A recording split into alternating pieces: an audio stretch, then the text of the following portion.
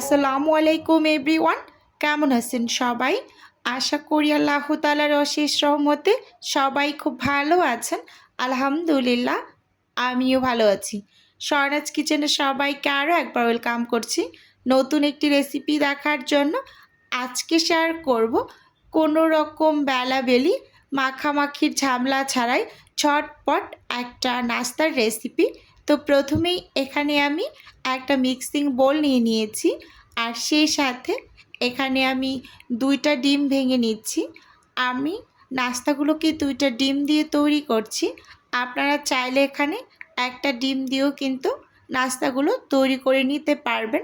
খুবই সহজ একটা নাস্তা, একেবারে কম টাইম লাগবে, মানে 5 থেকে 10 মিনিটের মতো সময় লাগবে তৈরি করতে, এরকম আর কি। স্বাদ মতো লবণ দিয়ে দিলাম, আর 1 টেবিল চামচের মতো দিয়ে দিয়েছি চিনি। এবার উইক্স দিয়ে খুব সুন্দরভাবে একটু সময় নিয়ে লবণ এবং চিনিটাকে খুব ভালোভাবে একেবারে মিশিয়ে নিতে হবে যতক্ষণ পর্যন্ত ডিম আর চিনিটা পুরোপুরি গলে না যায়। তো ততক্ষণ কিন্তু আমি অনবরত এই যে উইক্স দিয়ে নেড়ে চেড়ে মিশিয়ে নিচ্ছি। ভালোভাবে স্কিনে লক্ষ্য করলে কিন্তু বুঝতে পারবেন। আসলে সত্যি কথা বলতে মাঝে মাঝে আমাদের হয় না যে সকালবেলা ঘুম থেকে লেট হয়ে যায় উঠতে, তো তখন কিন্তু এরকম একটা চট জলদি নাস্তা একেবারে 5 থেকে 10 মিনিটের মাঝেই আপনি রেডি করে নিতে পারবেন।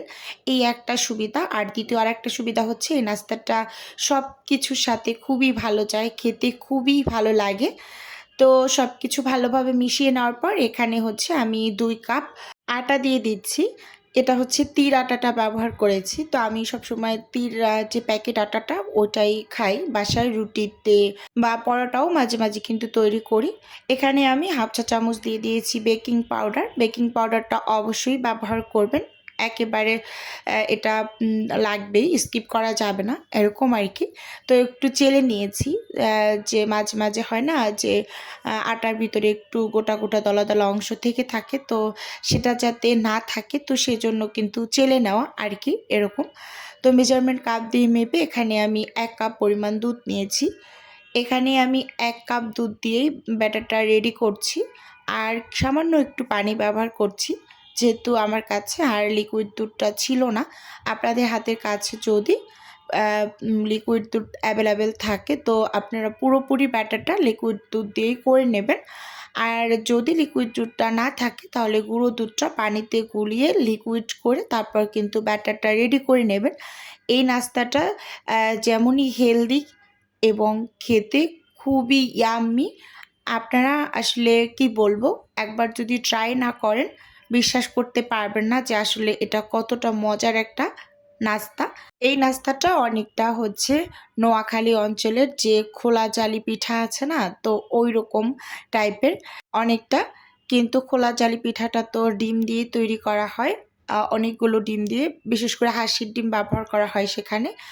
আর এখানে তো আমি ডিম প্লাস দুধ ব্যবহার করেছি।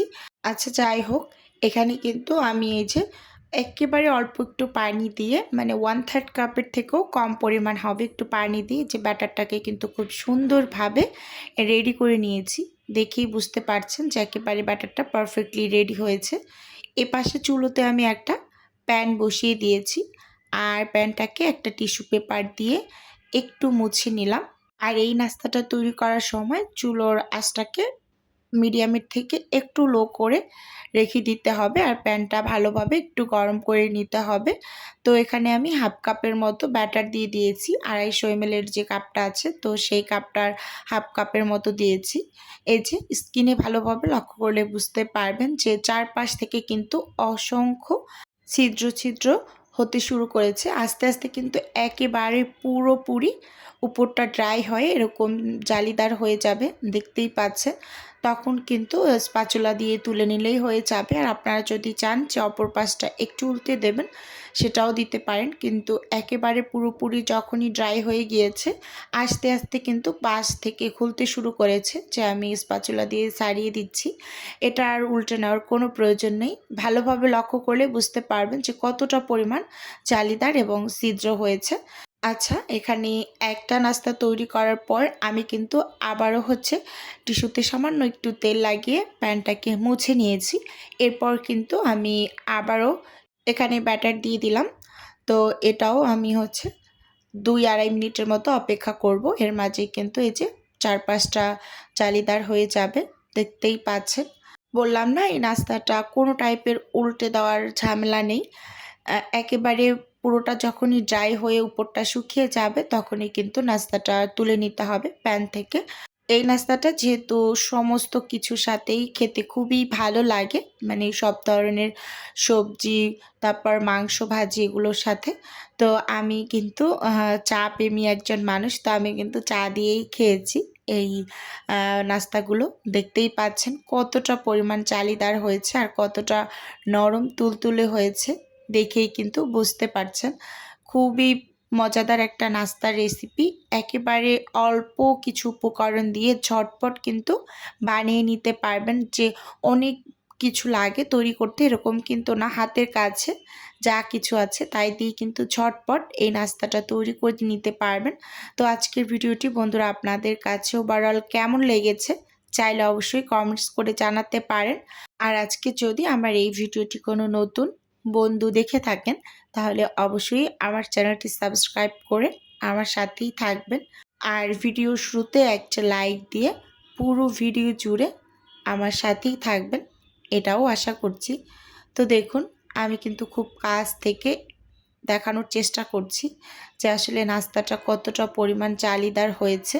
খুবই সহজ একটা নাস্তার রেসিপি শেয়ার করেছি। এর থেকে আমার মনে হয় না যে খুব কম সময়ে কোনো রকম বেলাবেলি মাখামাখির ঝামেলা ছাড়াই ঝটপট এই যে এরকম একটা সহজ নাস্তা তৈরি করা যায়।